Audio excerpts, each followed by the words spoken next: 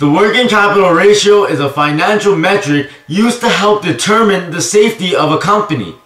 To find out what the working capital ratio is, you must understand what current assets and current liabilities are. So let's begin.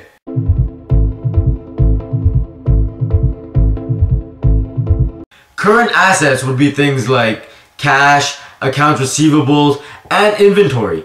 These are all things that can be converted into cash within a year. And all of this cash is used for regular operations, such as paying off liabilities.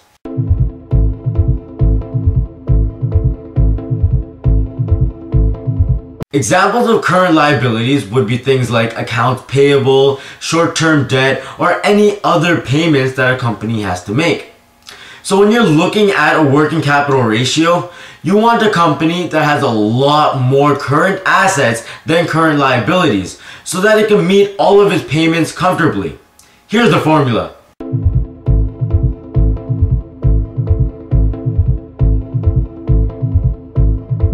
When looking at the working capital ratio, you want to look for companies that have twice as many current assets as they do current liabilities.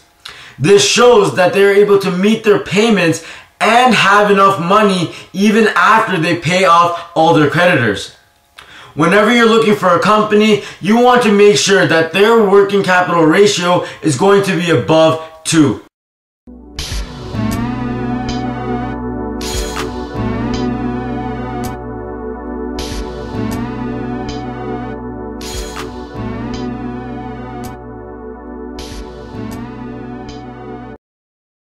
As you can see, Benjamin Graham uses the working capital ratio of 2 as a standard as well. Anyways, now that you know what the working capital ratio is, there is another measure of safety that Benjamin Graham likes to use called the acid test.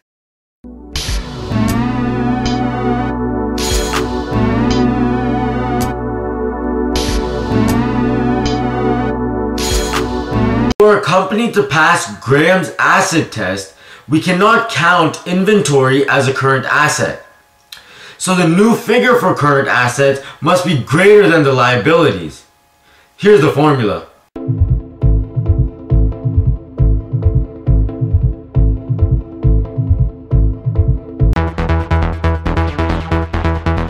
Let's say company A has an inventory of 100 million and other current assets of 800 million and current liabilities of 400 million. So then we'll say that company B has an inventory of 400 million and other current assets of 300 million and current liabilities of 350 million. So then finally we'll say that company C has an inventory of 300 million, other current assets of 300 million and current liabilities of 700 million. If you take a look at company C, it has more current liabilities than current assets. So obviously you're gonna have to ignore that. But if you take a look at company B, it has double the current assets than liabilities, but it doesn't pass Graham's acid test, which means that it has more current liabilities than current assets excluding inventory. So you're gonna have to ignore that. But company A, on the other hand, passes both of these tests. It has double the current assets than liabilities, and it has more current assets excluding inventory than liabilities. That's why company A is going to be the safer choice. Hope you guys enjoyed the video and now know what the working capital ratio is and how it works.